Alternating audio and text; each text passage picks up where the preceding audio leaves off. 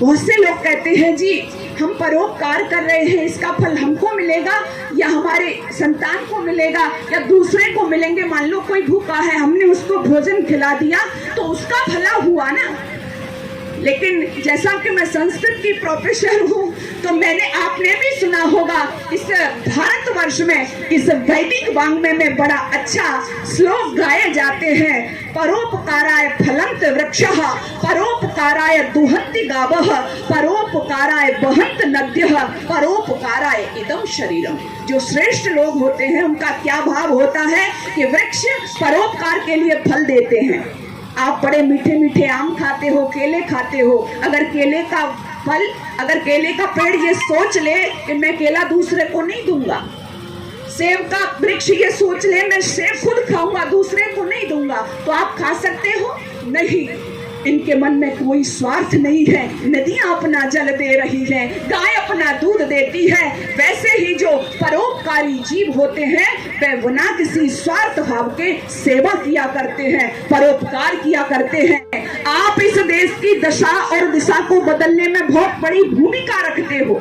आप सरकारों को कोसते हो, लेकिन जब आप निकल करके आओगे तो इस समाज का बहुत बड़ा कल्याण होगा, सुधार होगा। देखो धन तो जाएगा, ये बात भी लिख लेना, क्योंकि धन की 3 गति महाराज भर्तृहरि ने नीति शतक में साफ कहा है। धन की 3 गति होती है, दान, भोग और नाश।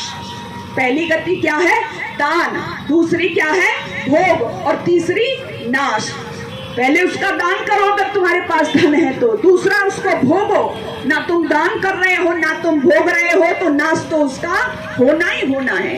इसलिए दान की प्रवृत्ति लाइए और उसको भोग भी करिए, तो तुम्हारा धन सद कार्यों में, श्रेष्ठ कार्यों में लग जाएगा। तो आप भी जिस तरह से मैंने कहा कि नदियां अपना जल देती है परोपकार के लिए, वृक्ष अपने फल देते हैं परोपकार के लिए, गाय अपना दूध देती है परोपकार के लिए, ऐसे ही तुम्हारा हर एक कृत्य इस समाज के लिए हो जाएगा, इस राष्ट्र के लिए हो जाएगा। लेकिन तुमने यदि ऐसा नहीं किया है तो फिर आप बेकार में भक्ति का ढोंग ढकोसला करते रहो, लेकिन जो वास्तविक फल है वो आपको नहीं मिलेगा। क्यों नहीं मिलेगा? क्योंकि किसी कवि ने बड़ा सुंदर लिखा है। कई बार आपको लगता है ना धन मेरे पास बहुत है भाई, इसका तो मैं ही सदुपयोग करूंगा, इसको तो मैं ही भोगूंगा, भगवान ने मेरे लिए दिया है। लेकिन किसी कवि ने कहा है, खाने से पहले अगर तुम हक पर आया सोच लो।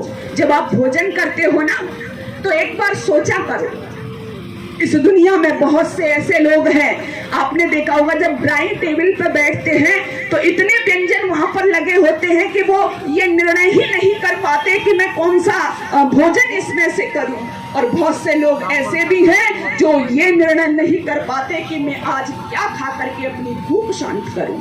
मेरी माताएं बहनें बैठी हैं, बहुत से लोग, आप जब अपनी वार्डरोब खोलती हो ना, अलमारी को, तो आप ये चयन नहीं कर पाती हो कि मैं आज कौन सी साड़ी पहनूं। लेकिन इस देश में बहुत सी माताएं ऐसी भी हैं, वो ये सोचती हैं कि मैं क्या पहन करके अपनी इज्जत को बचाऊं।